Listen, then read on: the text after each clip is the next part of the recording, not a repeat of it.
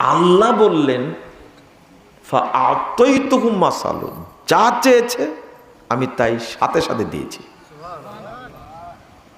কথা কি বুঝতে পারলেন?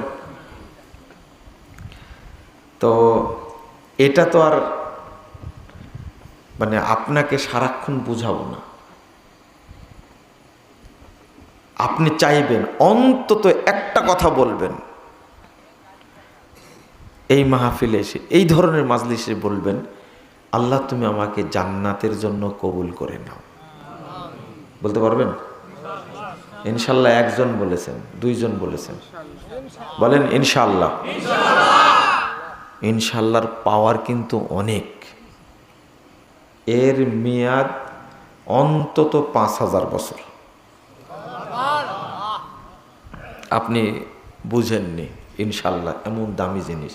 কিন্তু বলেন, আল্লাহ একসময় আপনাকে তৌফিক দিবেন ইনশাল্লাহ। তাহলে ১ নম্বর অন্তত কি চাইবেন?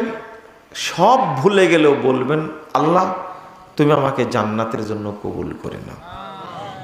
এইটা বলার জন্য এই প্রফেসর হওয়া লাগবে না, কামিল পাস করা লাগবে না, মাস্টার্স পাস করা লাগবে না। একটা মূর্খ মানুষও বলতে পারে। আর মূর্খ মানুষের কথা আল্লাহ শোনেন না? শুনেন।